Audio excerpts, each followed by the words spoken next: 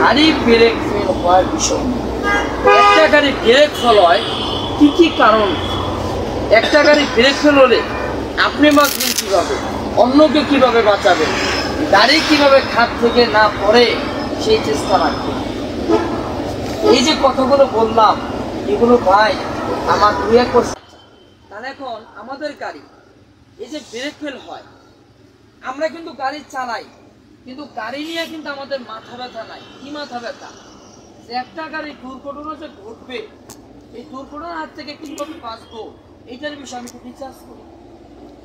এটার বিষয়ে কি আমি একটু রিচার্জ করি, এই রিচার্জটা আমি করি। আমরা যেখানে ড্রাইভিং শিখতে যাই, আমরা যেখানে ড্রাইভিং শিখতে যাই একমাত্র যাইয়া স্টিয়ারিং কতক্ষণে দিবে আর কতক্ষণে গাড়িটা চালাবো, মাথা নষ্ট।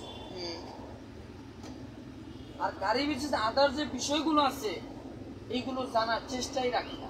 এই জন্য আমি এই ক্লাসটা বাইর করছি। আমার সার্কিটের আমি জানাই দেব রাস্তার সম্পর্কে, আমার সার্কিটের আমি জানাবো গাড়ির সম্পর্কে, আমার সার্কিটকে জানাবো রাস্তার শৃঙ্খলা সম্পর্কে। আচ্ছা, একটা গাড়ি ব্রেক ফেলা কি জন্য হয় তাহলে এখন আমি বলি। হ্যাঁ, আচ্ছা, একটা গাড়ি আপনি সকালবেলা ধরেন আপনি চাকরি করেন, আপনার নিজের গাড়ি না। আচ্ছা, আপনার বস ফোন দিছে, এই তোমার বলছি 6টা বাজে আসতে, তুমি কোথায়? আপনি তো ঘরের ভিতরে। এখন আপনি বলতেছেন বস বস এই যে আমি এসে বসে বস, আমি রাস্তা বস। কারণ গাড়ি যাদের আছে আর ড্রাইভার যাদের যারা নেয় সে মালিককে কি ডাকে জানেন? ও ও আমার ড্রাইভার সঙ্গে কারণ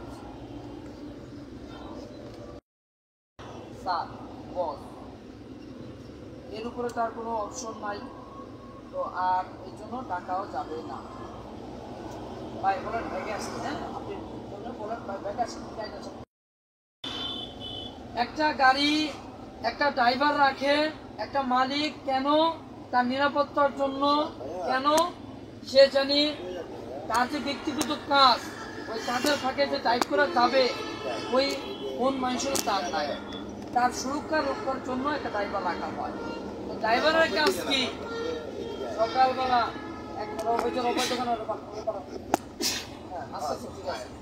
একটা গাড়ি সকালবেলা সব নিবে কিন্তু সকালবেলা। এখন ওই যে চালক কিন্তু ভাই বাসায় মালিককে বলছে বস আমি এই যে আইসা বলছি। আচ্ছা, এখন বস তো নাইমা গেছে গা, আর এরা তো নাইমা যখন দাঁড়ায় তখন তো খুব বিরক্ত কর। কিরে বাবা, আমি একটা দিন বলছি তাড়াতাড়ি আসো, সে একটা দিন আমার তাড়াতাড়ি দিতে পারলো না, পরের দিন তার চাকরি থাকবে। কেন? ড্রাইভারের চাকরির অভাব নাই, না সরি মানে চাকরির অভাব কিন্তু ড্রাইভার অভাব নাই।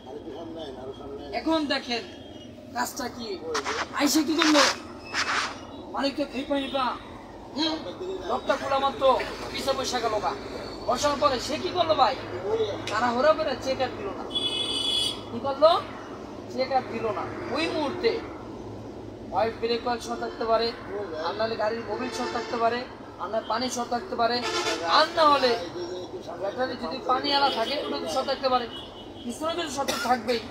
আচ্ছা, তাহলে তখন এই অবস্থা ব্রেক ও কিন্তু চলে গেল। এই যে একটা দুর্ঘটনা ধরেন হইতেই গেল ভাই, ও নিজের রক্ষা করতে পারলো না। কেন? আর মালিক কিন্তু ভিতরে এই পা আগুন হয়ে গেছে।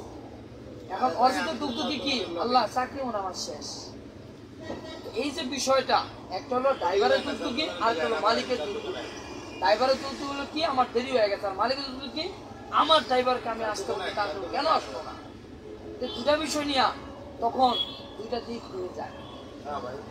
তো ভাই একটা কথা বলি, যারা গাড়ি কিনবেন ড্রাইভার রাখবেন, ড্রাইভারের প্রতি আপনার একটু ভালোবাসা মহব্বত থাকতে হবে, কিন্তু আবার এত পরিমাণ দেওয়া যাবে না সে যেন আবার মাথাটা কাটা লেগে খায়। ঠিক আছে? কারণ ড্রাইভার ভালো আবার অনেক খারাপ, ভালোটা ভাই পাবেন না ভাই সহজে, বুঝছেন? বাইরে ওর কাছে দাম কিছু করে নিয়ে আসো। আচ্ছা, এখন এই যে একটা দুর্ঘটনা ঘটে গেছে গা ভাই, এটার জন্য দায়ী কে?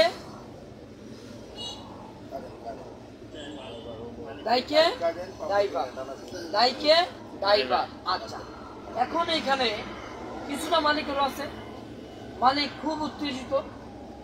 হ্যাঁ তো ভাই শুনেন, একটা চালক যখন গাড়ি চালাবে আর ওর কাছে জানতো ভাই, ওর কাছে জানতে নিয়ে আসুন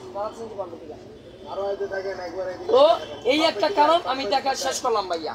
এখন আরেকটা কারণে যাই, ঠিক আছে? আচ্ছা আরেকটা কারণ ভাই, আমি পাওয়ার অয়েল, মোবিল, রেডিয়েটরের পানি সব আমার ঠিক আছে, আমি গাড়ি নিয়ে বেরোইলাম, আমি যাবো কোথায়? Dhaka to Comilla, Dhaka to Comilla. সেই ক্ষেত্রে ভাই গাড়ি ব্রেক ফেলে গেলে আপনি কি করবেন? বা ব্রেক ফেলটা কেন হইলো আমাকে প্রশ্ন করেন তো। সবই তো আপনি চেক দিচ্ছেন, সবই তো আপনি চেক দিচ্ছেন, তাহলে ব্রেক ফেলটা কেন হইলো কি? হ্যাঁ ওরে পাড়াই, জোরে পাড়াই, ওটা নিয়ে আসো। হ্যাঁ এদিকে আসো ভাই না,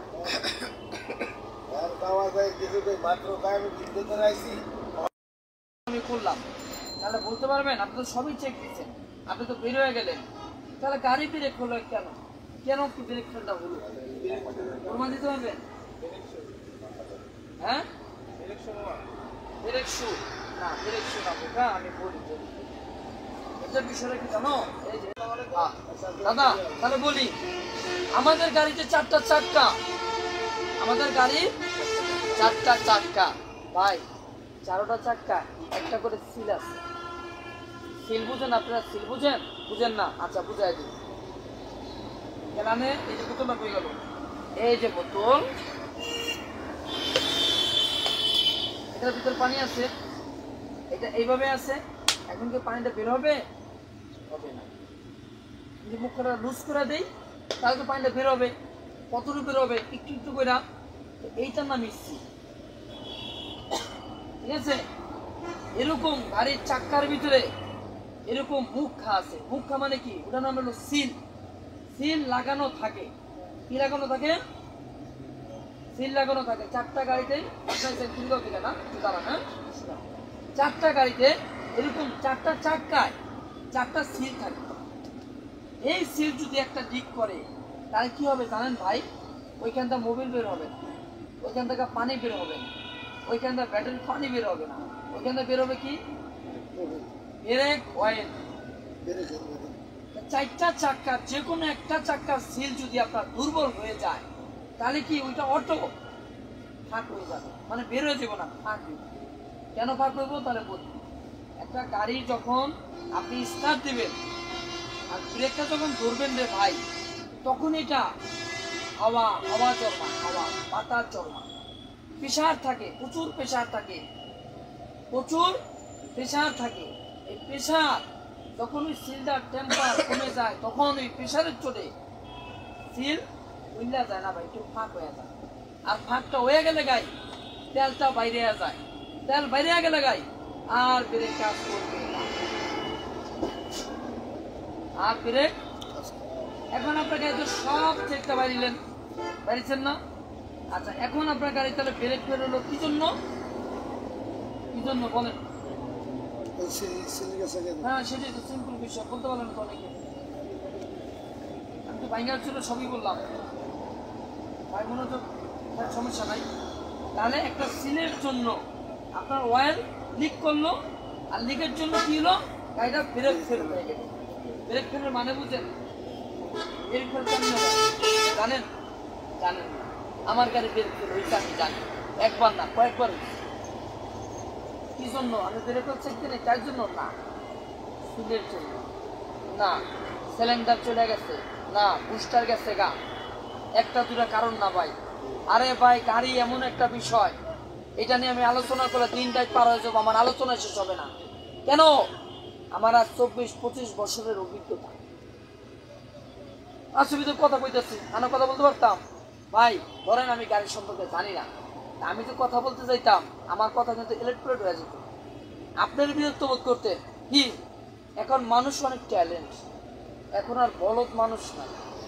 দুনিয়া আমার কি ল্যাম্প বুঝাইতেছে, তা আমার এই বইতে আমি কি কথাগুলো বললাম পুরো ল্যাম্প সেম আছে ভাই? আছে? থাকলে বলেন, আমি ক্লিয়ার করে দিই। আচ্ছা তাহলে দেখেন ভাইয়া, রাত বসে বসে শোনা লক্ষ্মী ভাই বসে এটা কোনো অর্থের গিফট না। আমাদের ভাইয়া এখানে বসতে বলবো না, এসে বসতে পারবে, সমস্যা নেই। সবই শিখতে দিচ্ছেন, কিন্তু আপনার গাড়িটা ব্রেক করে পড়লো, তার কারণ কি ভাই? আবার আবার বলেন, কারণ কি? সিল সিল আচ্ছা, সিল লিক হয়ে গেছে। সিল কিন্তু এখন বেরোবে না ভাই, সিলটা জাস্ট একটু লুজ হয়ে যাবো আর অয়েল সব বের হয়ে যাবো। ওই সিল আর চলবে না ভাই, ওই সিল টেম্পার শেষ। সিলের টেম্পার আছে কিন্তু ভাই মেয়াদ দেখা নাই।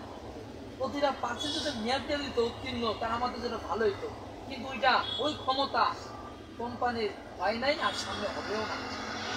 এখন আপনি গাড়ি কিনতেন 20 লাখ টাকা, 1 কোটি টাকা গাড়ি কিনতেন, 1 কোটি টাকা দিয়ে আপনি 1 কোটি টাকা গাড়ি না রাস্তা করে দিচ্ছেন, কিচ্ছু করার নেই, কিচ্ছু করেন। কেন করে দিচ্ছেন? তাহলে বলি, যে কোনো মুহূর্তে সেল চলে যেতে পারে, যে কোনো মুহূর্তে ডায়নামাটা চলে যেতে পারে। ডায়নামা চলে কি হবে? ব্যাটারি চার্জ নিবে না, গাড়ি যতক্ষণ চলবে ততক্ষণ চালাতে পারবেন। গাড়ি যখন বন্ধ করবেন তখন আর স্টার্ট দিবে না। আর সেল পুরা ইঞ্জিন গাড়ি স্টার্ট করা যায়, সেটার নাম হলো সেল। আর ব্যাটারি কি জানেন? ব্যাটারি কাজ জানেন? আচ্ছা বলে দিই ভাইয়া, সমস্যা নেই।